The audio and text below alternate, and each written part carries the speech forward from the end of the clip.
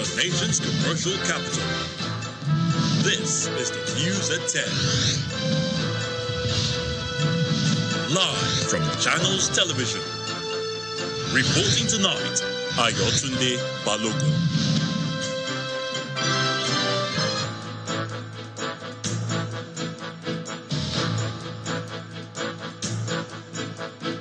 Hello and welcome. Tonight, gunmen abduct an unspecified number of students traveling along the east-west road in Ughelli, Delta State, while 3 students of the University of Calabar are also abducted.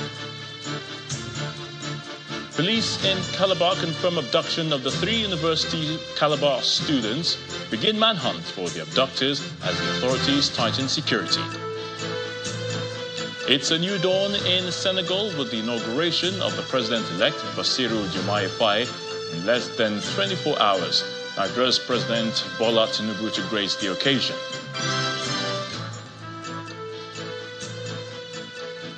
On international news, Israeli military pulls out of Al-Shifa Hospital in Gaza after a 2-week raid that has left most major medical complex in ruins.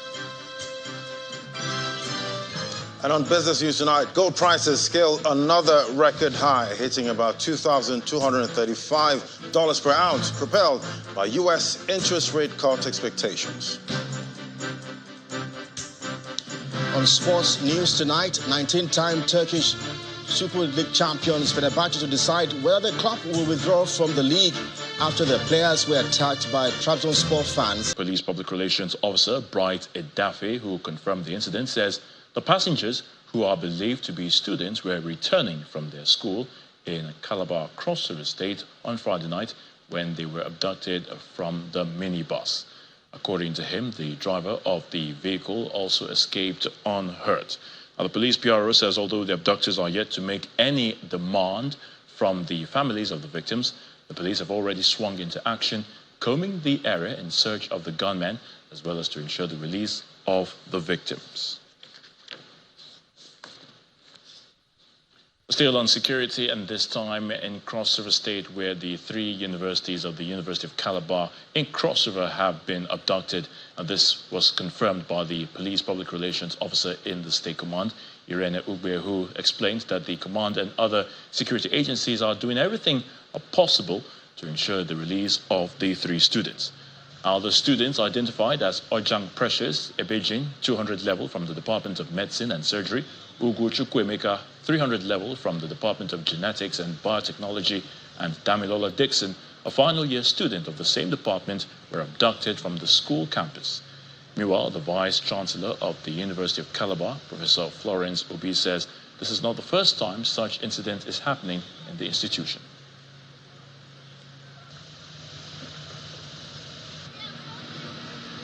Well, the story said about the 8:15 on Friday night.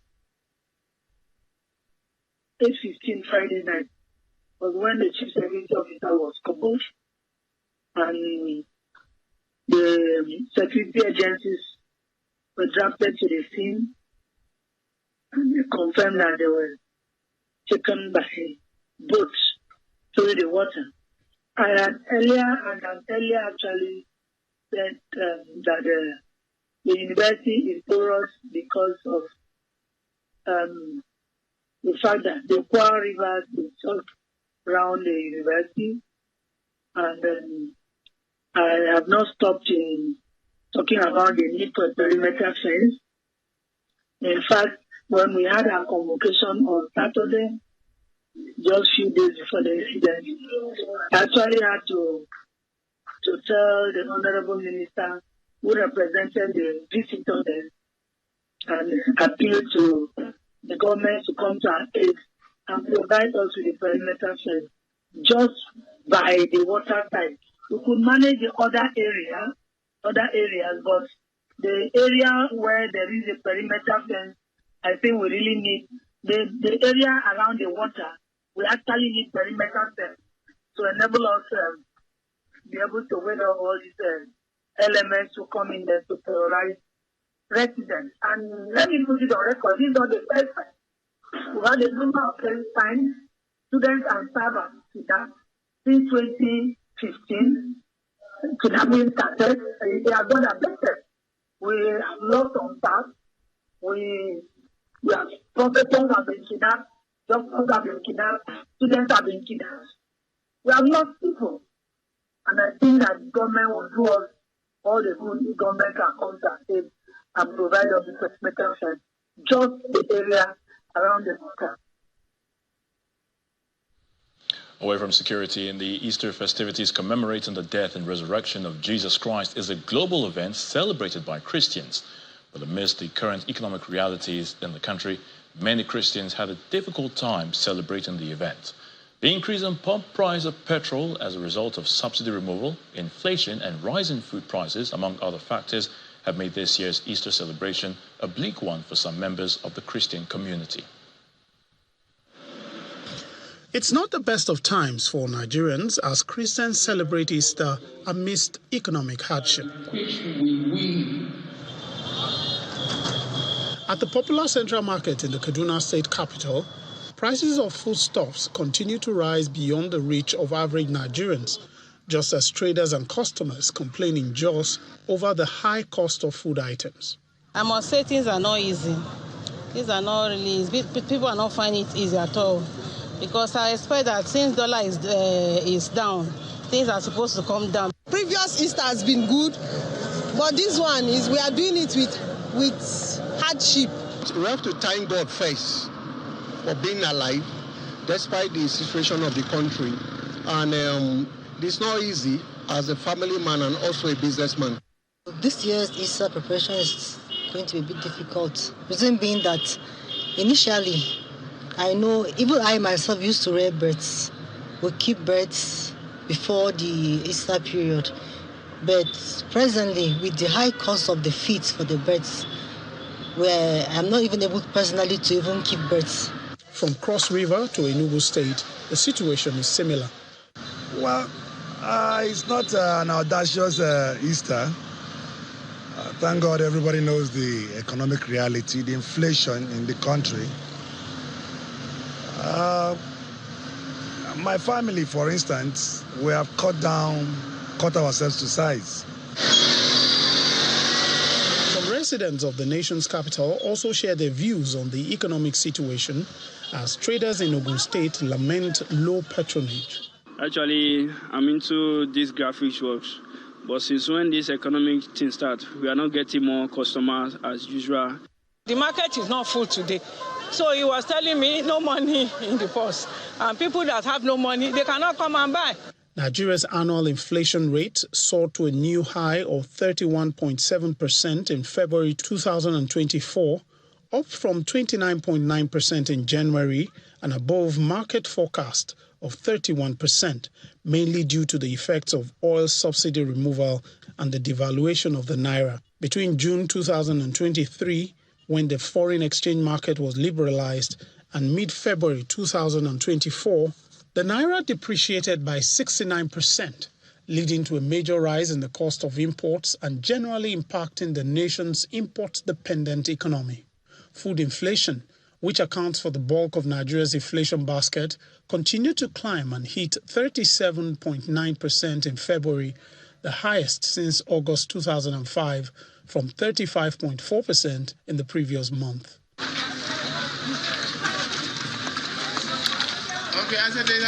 Amidst the dire economic situation, state governments continue to distribute palliatives to cushion the effect on citizens.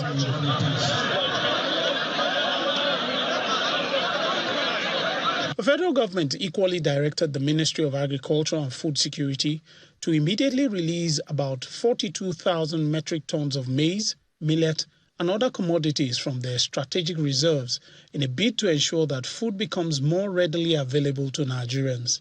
The Federal Ministry of Agriculture and Food Security has been directed to release about 42,000 metric tons of maize, millet and other commodities, gari and other commodities as in their strategic reserve, so that these items will be made available to Nigerians, 42,000 metric tons immediately. The rising food prices and other economic pressures have forced many consumers to cut down on their purchases for the festive season, while traders, who often make brisk business during such periods, lament that business has been slow due to low patronage. They, however, hope the economy will pick up to enable them to have better celebrations in future. Meanwhile, as Christians around the country continue to relish the excitement of Easter, many other Nigerians, like the people of Oko in Oshimili South local government area of Delta State, appear not to be so happy. No thanks to the current hardship due to the economic downturn, which has made it difficult to afford a decent lifestyle. Our correspondent visited the community and reports that the rise in prices of food items and other essentials is indeed taking its toll on the people. Oko is a riverine community which is about 6 kilometers to Asaba, the Delta State capital. Most of the people here are predominantly fishermen and farmers because of its location at the western bank of the River Niger. This is a local market in Oko. There is low patronage, and the few people who are here to buy one item or the other lament the high cost of the goods. This Easter is too boring. No food. Even our shop is empty. There's no money to buy food, to buy common rice or bread. Nothing is going. This period is usually characterized by joyful celebrations, but here, this year's celebration is void of such festivities, no thanks to the burden of economic hardship. Almost 15 years now in Oko here, and this road is what I call and I said the road day. So what may government, whether government don't ban the road or they say remember they work for us. Because what are the cars for here? So what will come? We need the government to work out. The only major road in and out of the community has been in this state for over 30 years now. And according to the people, when it rains, it becomes flooded and impassable. We have been suffering of bad road even till tomorrow. The government keeps on telling us, vote for me, I will do the road for you. Vote for me, I will do the road for you, till now. So we are begging and asking the new governor of Delta State to help us. There are no hospitals except this health center funded by the state government. The health officials here say treatment is free for pregnant women and children below 5 years, but are urging the government to provide other things that will help run the facility efficiently. We need water. We need them to take care of the quarters. Like the quarters we are living now, we don't have toilets. And we're supposed to stay here 2-4 to take care of the patients. So we need those things. And we need them to take care of the health center by bringing drugs. So that when the women come, they will not lack. You cannot treat and say this one, no paracetamol. So when you are treating, you give them their treatment. As an agrarian community, the Oko people have expectations, especially as it concerns critical infrastructure that will enhance their productivity and livelihood, which they believe will make celebrations like Easter a fun-filled one. In part 2 after the break, President Bola Tinubu to grace the inauguration of Senegal's President-elect Bassirou Diomaye Faye. Plus, as Christians wrap up the Easter celebration, citizens bemoan economic hardship, demand better living and improved infrastructure from the authorities.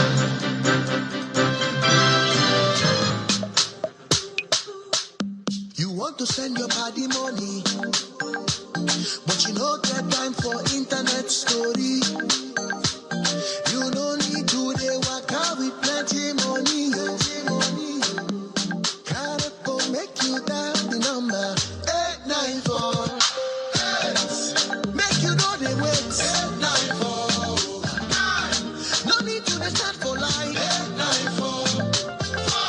It is safe and secure. 894 for me. 894 for you. 894 for there's a number that could change your whole world. 894. It no matter if you don't get data. 894. Just pick your phone and dial the number 894 for me, 894 for you, 894 for Niger. Dial *894# to get started. Powered by First Bank.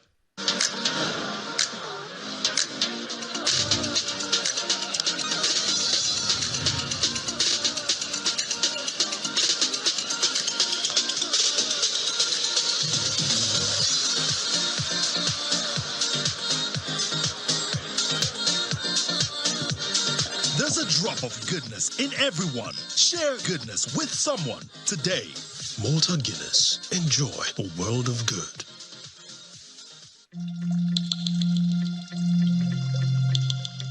The Duchess International Hospital caters to every aspect of the family's health needs. A one-stop shop for maternity and child health services, emergency medicine and critical care, medical and surgical subspecialties, dental and eye care, and a range of other subspecialties and services, all available at a single location right here in the heart of Ikeja. And it really doesn't matter if you're paying out of pocket using your HMO or private insurance. We focus completely on providing that world-class affordable healthcare for all the family at all times.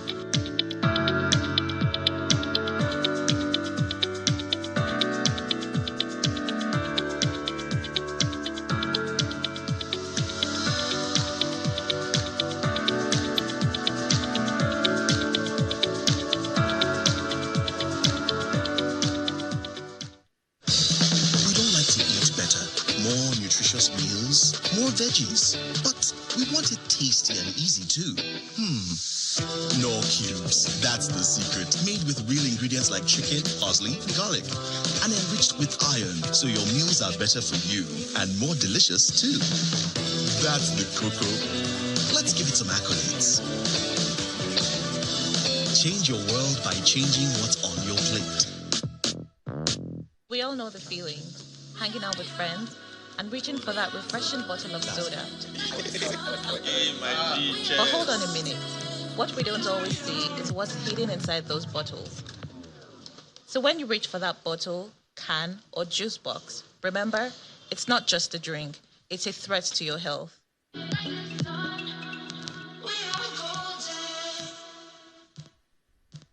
Black, it's not dark, it's bright. Black is bold.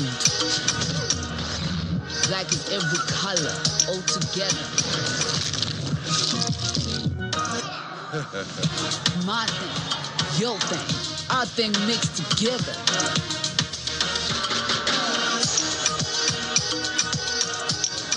Black shines brightest. What the? Today, Abu got a really expensive ride. Chill, Abu. Use InDrive and negotiate for the most fair price for you. InDrive, people driven. Oh no! After a party, Binta needs a safe ride. Binta, get InDrive and choose rides by driver's rating, car, and time of arrival. InDrive, people driven. The Honorable Minister of the Federal Capital Territory, Nyesom Wike, is on a mission to transform the capital city to an enviable world-class status, with top-notch infrastructure and hands-on supervision to ensure projects are delivered to specifications and on time. Wike is already setting his sights on the objectives of President Bola Tinubu's Renewed Hope agenda. Key reforms are being implemented in the administration of the FCT and for the first time in its bureaucracy to ensure clockwork functioning of public services and safety for residents. As part of his public engagement, the Honourable Minister of the FCT, Nyesom Wike, will be holding another live media chat on key development in the city. Date, Tuesday, 2nd April 2024. Time, 10 a.m. to 12 noon. Don't miss it.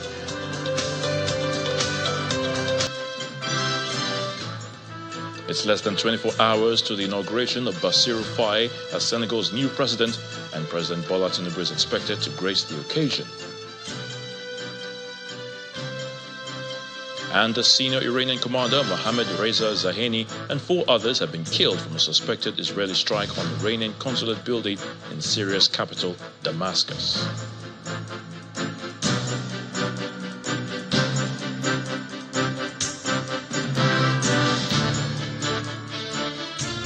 President Bola Tinubu is billed to attend the inauguration of Senegal's president-elect, of course, who will be president, that's Bassirou Diomaye Faye, taking place on Tuesday the 2nd of this month. Now, according to a statement by the Special Advisor to the President on Media and Publicity, Mr. Ajuri Ngalale, President Tinubu, who is the chairman of the ECOWAS Authority of Heads of State and Government, will join other regional leaders to witness the inauguration at the Diamandio Exhibition Center in Dakar, the capital of Senegal. Now, the President, whose trip is on the invitation of the Republic of Senegal will be accompanied on the visit by the Minister of Foreign Affairs, Ambassador Yusuf Tuga, and other senior government officials.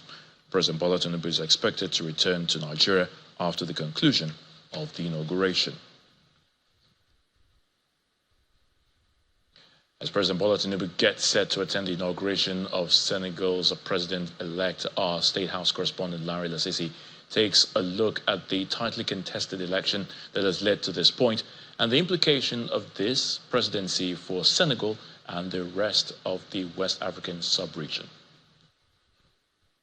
A little over a week ago, Senegal witnessed a significant event in its political landscape as opposition candidate Diomaye Faye emerged victorious in the presidential elections. Now, this outcome has been hailed as a positive development not only for Senegal, but also for West Africa as a whole. The presidential elections, initially slated for February the 25th, but postponed indefinitely by President Macky Sall, finally took place on March the 24th after much anticipation. On the 27th, Mr. Diomaye Faye was officially declared the winner with over 54% of the votes in the first round, making him the youngest president-elect in Senegal's history. Now, this victory sends a strong signal of democratic stability and progress in West Africa, particularly at a time when several member states of the Economic Community of West African States, ECOWAS, have been grappling with unconstitutional changes of government. Nigeria's president has commended this development as a testament to the vitality of democracy in the sub-region, further bolstering his stance. As President-elect Faye prepares to assume office and take his oath of office on the 2nd of April, there's optimism that his leadership will bring fresh ideas, energy, and aspirations to Senegal's governance. His presidency is seen as embodying the hopes of the younger generation and may pave the way for a new trend of youthful leadership across Africa, ushering in transformative change. President Bola Tinubu, as chairman of the ECOWAS Commission, will be there in Dakar to welcome him into the ECOWAS fold of heads of government. From Abuja, Landry Lassese for Channels Television News. In Benue State, the deficit in infrastructure is indeed taking its toll on the daily lives of those living in some parts of Makurdi, the state capital. The area is characterized by bad roads, worsened by flooding during the rainy season and lack of access to potable water during the dry season. In the special report, residents lament the difficulty in living around the densely populated welfare quarters of the state. This large water body from River Benue, one of Nigeria's major rivers, is located along the Benue Trough. One would think that it would be a blessing to the people, but in reality, it is more of an albatross. This is because during the rainy season, it is the leading cause of flooding, while in the dry season, it becomes a major challenge to accessing potable water for the residents of Makurdi due to reticulation issues. It is commonplace to see water retailers, popularly called Merua, running the supply business, even in the heart of Makurdi. I was just lucky to find him on the road. If not, I would have walked down to where they fetch the water. Then I'll bring the man. He said 800, but I had to price with him. So he gave me 700. If it's in the rainy season, we have issue of fraud everywhere, dirty water all over. When it comes to dry season, it becomes a problem. Even the dirty water getting in is a problem. Even the little boreholes we have in Achusa are salty. You can't use it to bath, you can't use it to cook, you can't use it to do anything. There are others who are involved in the water supply value chain on a bigger scale on the long stretch from Newman down to Achusa, where the trucks and Merua get their water. The water dealer explains how many homes lack water due to saltiness and shallow depth. During the dry seasons, a lot of people just have issues. Most boreholes up this way are dried, and then along Achuta Aziz, the place is salty. Like I have a borehole personally in my house, and I'm not using it because the salt is really, really bad. Besides the water challenge, the road network is in deplorable condition. Residents appeal to the government for help. We would really appreciate if government would help us construct this road.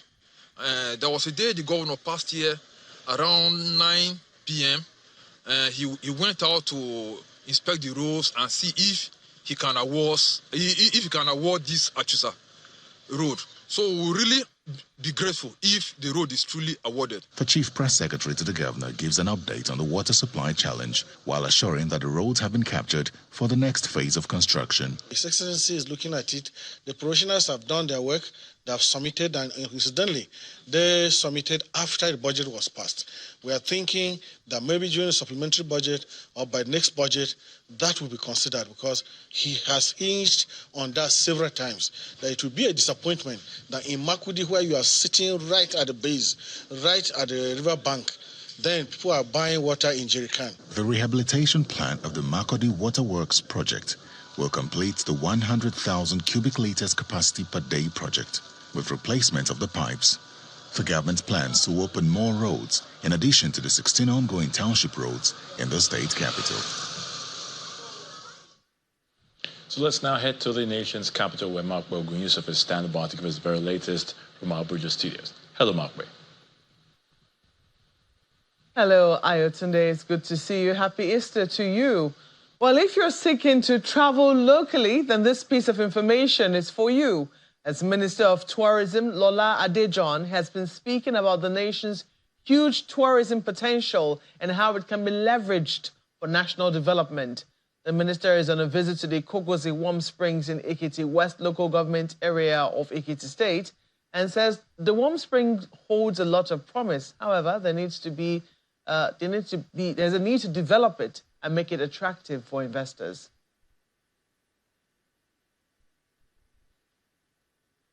Meanwhile, fun spots in the nation's capital are witnessing a low turnout during this Easter celebration. A visit to some popular recreational parks, which are usually a beehive of activities during celebrations in years past, had fewer crowds and in some cases are closed down.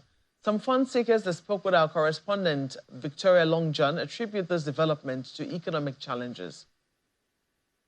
It's another Easter Monday celebration, and as usual, families gather to spend quality time together. We make our first stop at the Maitama Amusement Park, and it's a ghost town, apparently shut down for renovation. However, the mood is different at the Millennium Park in the nation's capital, where Basi Inyang has come with his family for some bonding time this holiday. It's usually a very busy place in seasons like this. However, the turnout is low this time. He attributes the situation to the economic challenges in the country. It's quite a trying period for us economically in the country, first of all. And secondly, Abuja is one of those states that people actually leave during holidays rather than coming in. So that's the second thing. And then the third thing, I think, perhaps because of the Muslim festival, the fasting period, they will have joined, in this and all of that. So we don't have as many people there. So the turnout is actually quite low. But all in all, you just need to create, that opportunity to wind down with your family, just like we're doing now. A lot of people are barely surviving. Everybody is struggling to live. The category of people that will find time to come out here to celebrate are just a few, like some of us who have come out. And it tells a lot about what's happening in the economy. Well, there's life, there's hope.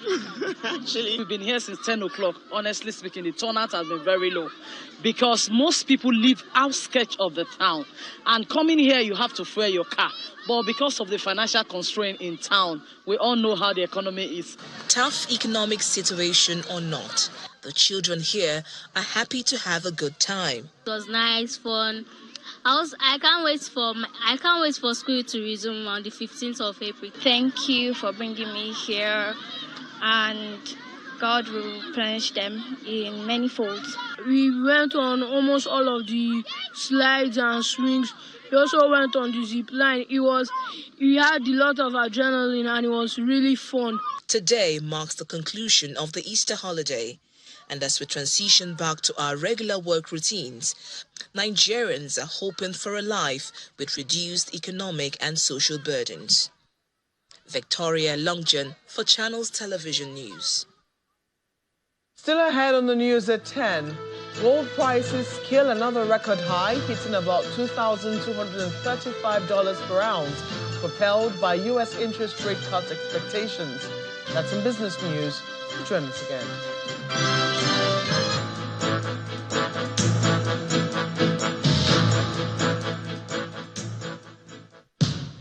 Big tech wasn't really here. What have they seen in the past 10 years, which is making all of them want to put their HQ here? If you're a business that sees itself growing global, we'll definitely need some sort of like boosts. We need to tap into those existing networks that these big tech companies do provide. Is there a downside to big investment in Africa? Okay. It's a tricky question. We want to be like Amazon, we want to be like Google. Like, this is not, we are not looking to sort of be just another player. For me, big tech is something highly controversial. I see the value of it, but I also see that Africans should stop playing second fiddle to some of these organizations and have the confidence to start building our own technology.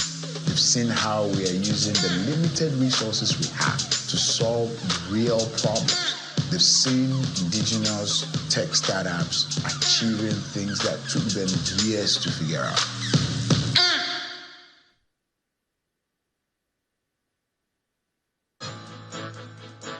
But citizens in Lagos defied the harsh economic condition and visited some fun spots across the city. Those who spoke to Channels Television say the situation in the country is dire, calling on the government to work towards salvaging the situation. Easter the season, Christians remember all over the world the death and resurrection of Jesus Christ. The season is also observed here in Nigeria, and time for sober reflection and merriment. And as Easter Monday comes, fun seekers are out to bond with family and friends at parks. An attendant at this park who spoke off camera says turnout has been as low as 40%, while this parent speaks of the present situation and its effect on the family. Before now, parents can afford to go to relaxation centers like this, without really much thinking about the implication in their pocket. But these days, because of the high cost of feeding, materials have all gone high. So even if you want to spare a little bit, you are thinking much about it, But however it is, God is helping us to manage and scale through. According to this fun seeker, the economy is indeed biting hard, but all hope is not lost if we put our trust in God. I don't like using the economy to judge me because the scripture says that we are exempted in as much as we feel what is going on, but we don't want to accept it because we believe in Christ. We believe Christ will bring a good change. So we are keeping the hope alive. We should just put everything in God's hand and hope in God, because the situation of this country is very, very easy. I don't want to say the negative side. Our next stop is the Johnson Jakonde Tinubu Park in Alausa, where the turnout appears more impressive, with more families who can be seen making the most of the holiday. The responsibility of reviving the economy lies with the government, as echoed by this fun seeker. There is hope, right? And in as much as each person can do, they should try and control the things within their power, put their best into everything that they do, and just try and make everything better within their control. So yeah, I think we can all be hopeful as a country. As the 2024 Easter celebrations draw to a close, Nigerians hope necessary steps are taken by government to put the economy back on track in healthier condition for the citizens to have a better celebration next year. The Household of God Church has held a special Easter service to mark this year's celebration in Lagos. Leading the congregation in worship, prayers and thanksgiving, the senior pastor, Reverend Chris Okotie, believes this Easter will mark a rejuvenation and rebirth of Nigeria in the midst of the challenges. As Christian faithful in Nigeria join their counterparts around the world to mark the resurrection of Jesus Christ, congregants at the Household of God Church in Oregon, Lagos, gather once again to sing, dance, and give thanks to God.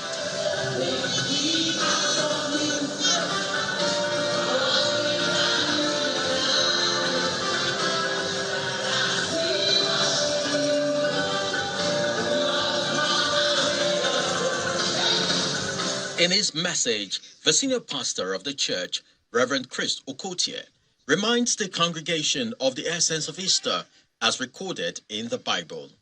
Mary, the mother of Jesus, 3 days ago, she was crying, standing at the foot of the cross saying, "Why now, God, why? Why?" That was 3 days ago. Child of Almighty God, that problem was 3 days ago. It was 1 week ago, 1 year ago, 6 months ago. But today, that problem is not going to be there. You're not going to see it. The problem will no longer be there. Hallelujah. Happy Easter. For him, the Easter ushers in hope, salvation and restoration for Nigeria in spite of the challenges. This is what we call the ne plus ultra of the divine enterprise. It's the acme, the apogee of sovereign exhibitionism by Almighty God. And Nigeria is about to witness the same. So I say, people get ready. Something is about to happen. A rejuvenation, a resuscitation, a revitalization of our nation, a renaissance of Nigeria is right in the offing. So happy Easter to all of you. God bless you real good.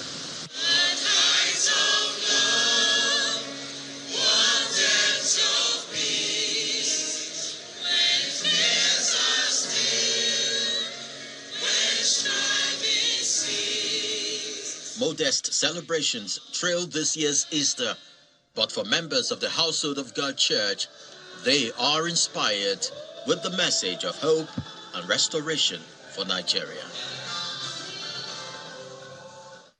And that's all from our Abuja studios. It's back now to you, Ayo.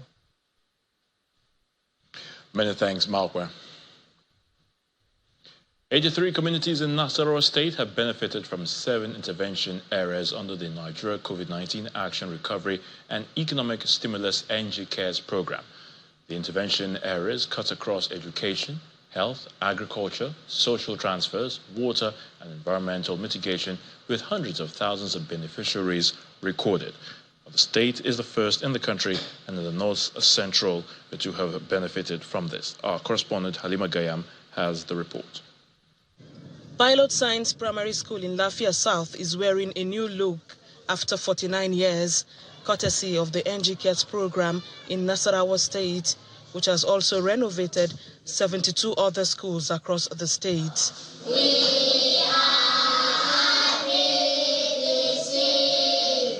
This has increased enrollment and learning in primary schools. When they see that this building has been renovated and the children have vacated from the former block to this block, so we are seeing parents, they are bringing their children up and down for registration. Interventions have also been made through the NG Cares program in other sectors of the state's economy. So far, we have covered 183 beneficiaries before. We have done with them. Now we are on 2,000 beneficiaries in the state. I received 10,000 naira. I used it to feed and buy drugs for myself and my children. In the health sector, 89 micro projects have been implemented, while a number of rural roads have also been opened to link farmers to the market, a gesture which residents commend. We suffered to build this structure for about 25 years. We built it twice, but it was destroyed by the wind. So far, a total of 26 roads, just like this, across the state, each local government, two per local government, and in kilometers, we have a total of 271 kilometers. And from the data we got, we have over 82,400 beneficiaries that are applying these roads on a daily basis to and through their farms.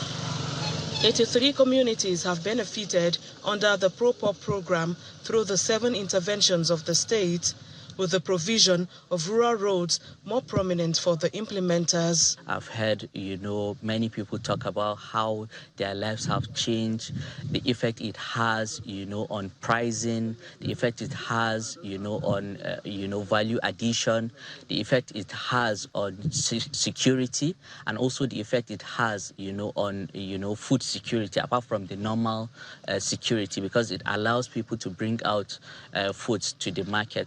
Available information shows that Nasarawa State has surpassed the set target in all its interventions while adhering to standards, an action that earned the state the first spot in the country with 13 billion naira award. Halima Agayam, Channels Television News. In a concerted effort to ensure road safety and regulatory compliance, the Lagos State Vehicle Inspection Service conducted a comprehensive enforcement operation on Wednesday, targeting unroadworthy vehicles across the state. The Ikeja Area Commander of Vehicle Inspection Service, Mr. Ayeni Adeola, says the operation resulted in the seizure of over 50 rickety commercial vehicles that failed to meet the prescribed minimum roadworthiness standards as seen in its brakes, wipers, lights, shocks and tires, as stipulated in the State Transport Sector Reform Law 2018. These yellow-painted commercial buses have existed in Lagos State for decades and remain one of the most popular means of transportation around the metropolis. While many people rely heavily on them to get around on a daily basis, they also constitute great danger to the safety of residents because of the lack of maintenance. That chapter is about to close as the Lagos State Vehicle Inspection Service begins a comprehensive enforcement operation targeting vehicles that are not fit to be on the roads. The operation kicks off from Alausa Ikeja and extends to Toyin Street, Maryland, Ojota, Ojedubega, as officers inspect rickety commercial vehicles plying Lagos roads. Some of the commercial operators try to resist.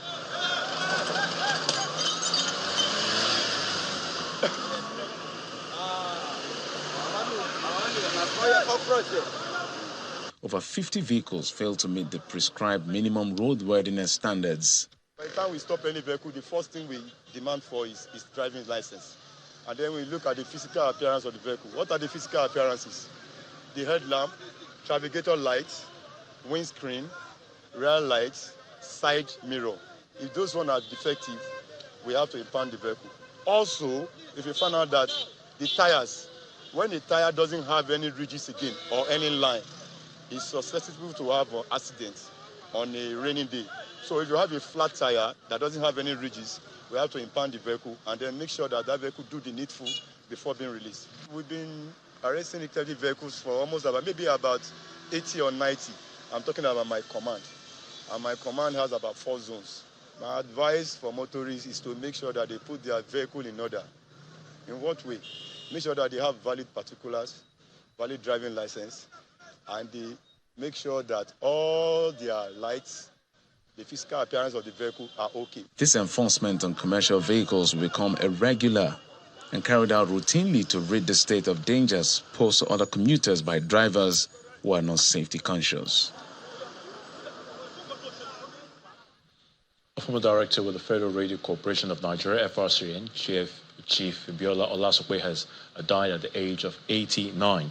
Now, a statement by his widow, Chief Onyade Olasokwe, says the veteran journalist died on March the 30th, just 2 months before his 90th birthday. Born in Efwalaye in Old Ondo State, the late Olasokwe attended Igbobi College, Yaba, and the National Institute for Policy and Strategic Studies, Kuru, before joining the defunct Western Nigerian Broadcasting Service as an announcer in 1954. He later moved to the news department of the Nigerian Broadcasting Corporation, NBC, which later became the Federal Radio Corporation of Nigeria, where he held many posts before retiring in 1985 as the corporation's Director of External Service. He was appointed chairman of the News Agency of Nigeria, NAN, in 1988. Chief Olasokwe was a member of several social clubs, including the Ikoyi Club, Rotary Club, Island Club, and the Efon Alaye Club. Chief Olasokwe will be sorely missed by his family and the broadcast industry, and may his soul rest in peace. Time now for some business news with Laddie Williams. Banking so easy, so simple. Dial *894# now to experience it. You first, First Bank.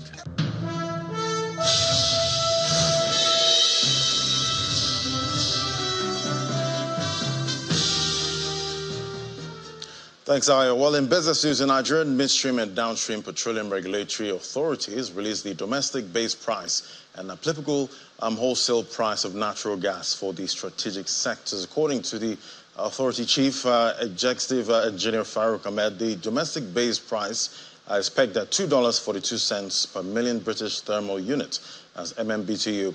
The authority stated this in line with Section 167 and the third and fourth schedule of the PIA 2021, which mandates the NMDPRA to determine the domestic base price and the market wholesale price of natural gas supplied to strategic sectors.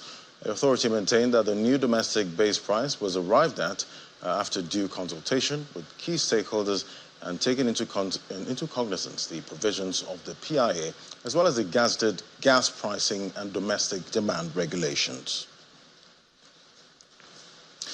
I will see gold prices hit another record high today, propelled by U.S. interest rate cut expectations and the metal's appeal as a safe haven asset. Spot gold added 0.2% to trade at $2,235 per ounce, while U.S. gold futures rose 0.8% to trade at $2,257 per ounce. Analysts attribute the recent rally and the yellow metal to many market speculators really getting confident that the U.S. Fed rate cuts are coming in 2024, maybe June. Meanwhile, business activity in the U.S. manufacturing sector expanded at a modest pace in March, with the ISM manufacturing PMI rising to 50.3 points from 47.8 points in February, beating market expectations of 48.4 points. Other details of the report showed that the employment index edged higher to 47.4 points from 45.9, and the new orders index climbed to 51.4, and prices paid index and the inflation component rose to 55.8 points. The currency market reacted as the U.S. dollar gathered strength against its rivals, with immediate reaction, the U.S. dollar index up 0.35% on the day at 104.89 points. Now let's get a snapshot of closing numbers for markets around the world open for trade today. Banking so easy, so simple. Dial *894# now to experience it. You first, First Bank. And many thanks, Ladi. A suspected Israeli strike has destroyed the Iranian consulate building in Syria's capital, Damascus, as according to state media of Syria. Well, a senior Revolutionary Guards commander, Brigadier General Mohammed Reza Zahedi, is also among the dead. Well, here's Simon Pusey with other international news and around the world in 5. Good evening and welcome to the channel's studios here in London with your international news around the world in 5. Israel's military says it has pulled out of Al-Shifa hospital in Gaza City after a 2-week raid that left most of the major medical complex in ruins. Gaza's Hamas-run health ministry said dozens of bodies have been found and locals said nearby areas were razed. The Israeli Defense Forces said troops had killed and detained hundreds of terrorists and found weapons and intelligence throughout the hospital. The IDF said it raided Al-Shifa because Hamas had regrouped there. The 2-week operation saw intense fighting and Israeli airstrikes in nearby buildings and the surrounding area.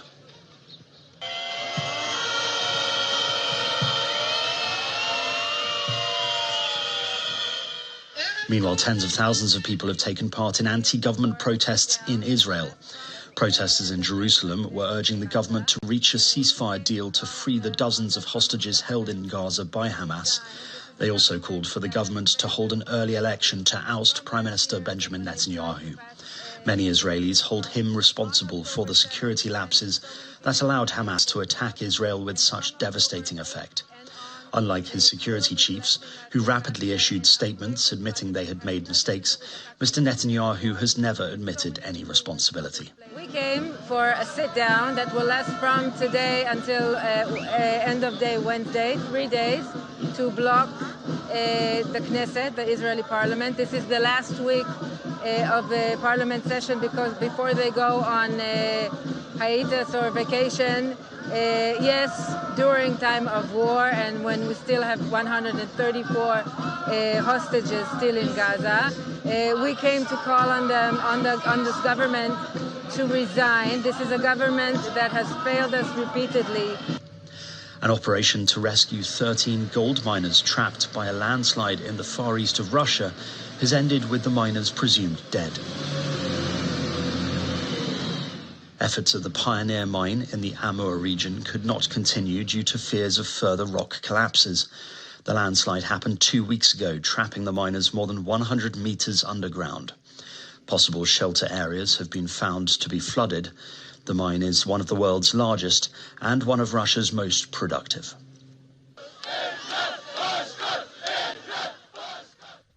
Turkey's main opposition party has claimed big election victories in the main cities of Istanbul and Ankara. The results are a significant blow for Recep Tayyip Erdogan, who had hoped to regain control of the cities less than a year after he claimed a third term as president. He led the campaign to win in Istanbul, where he grew up and became mayor. But Ekrem İmamoğlu, who first won the city in 2019, scored a second victory for the secular opposition CHP. From today, adults in Germany will be allowed to carry, grow and store cannabis. The drug used to be classed as a narcotic, but a new decriminalizing marijuana means it can now be used for recreational purposes. I think it's very significant. A number of countries in Europe have been making this move. Germany's not the first. Malta actually changed its law in 2021. Luxembourg changed their laws in 2022. We've also seen famously sort of historic reforms in the Netherlands, and Switzerland and Czech Republic are also doing it. So Germany's actually at the part of a wave of reforms that are sweeping across Europe, but I think perhaps it's the most politically significant. Journalists have been told to stop stealing souvenirs from US President Joe Biden's official aircraft. An inventory check on Air Force One after Mr. Biden's visit to the US West Coast in February found several items were missing from its press section. Branded pillowcases, glasses and gold-rimmed plates are among the items that have allegedly vanished from the jet.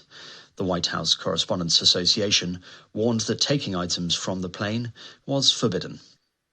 And a man in the United States has had a lucky escape after almost being hit by a spinning blade. The man walked into a convenience store in the US state of Oregon, unaware moments later a blade would come loose from a nearby construction site. Security footage captured the moment the huge concrete saw blade flew through the car park and lodged itself in the building he had just entered seconds earlier. And that's your international news around the world in 5. Now back to the channel's studios in Lagos.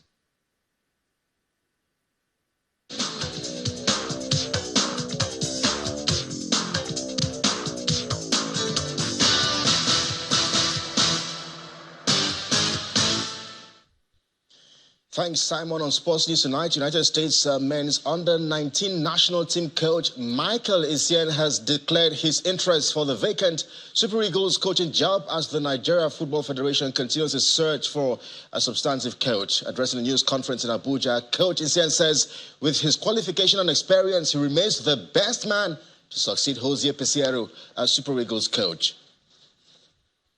One of the most important things that I would do if I were given the job is to go and meet with the core players of the team. You know, the players that everybody would agree these 5 players will be in camp consistently.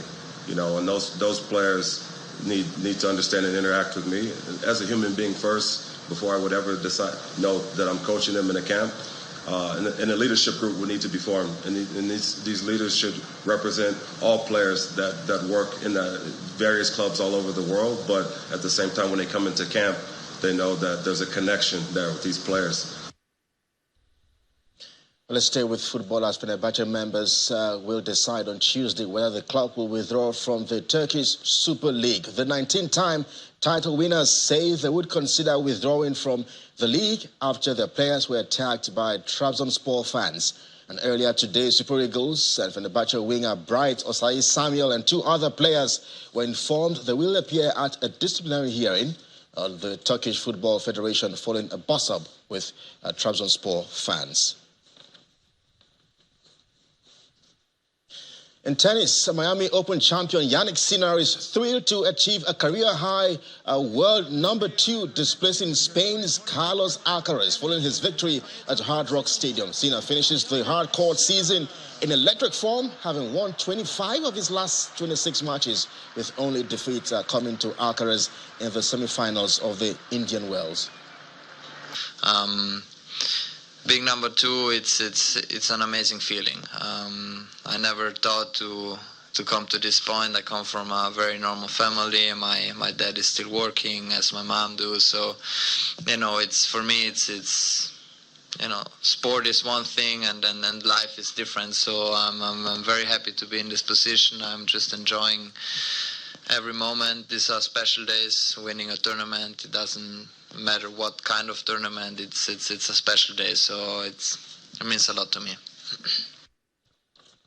And away from tennis, Formula One owners Liberty Media have agreed to buy MotoGP in a deal valued at around $4.5 billion. MotoGP says in a statement that Liberty Media would acquire approximately 86% stake from Spain-based owners Dorna in a deal valued at 4.2 billion euros. The acquisition is expected to be completed by the end of 2024, subject to clearances and approvals by competition and foreign investment law authorities in various jurisdictions. And that's Sports News Tonight. I'm Kelly Egiga. It's back to you today.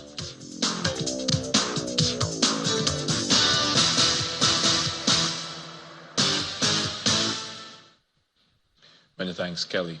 And the main news again. Gunmen have abducted an unspecified number of students traveling along the east-west road in Ughelli of Delta State. Police in Calabar have confirmed the abduction of 3 University of Calabar students as they begin the manhunt for the abductors, even with the authorities tightening security.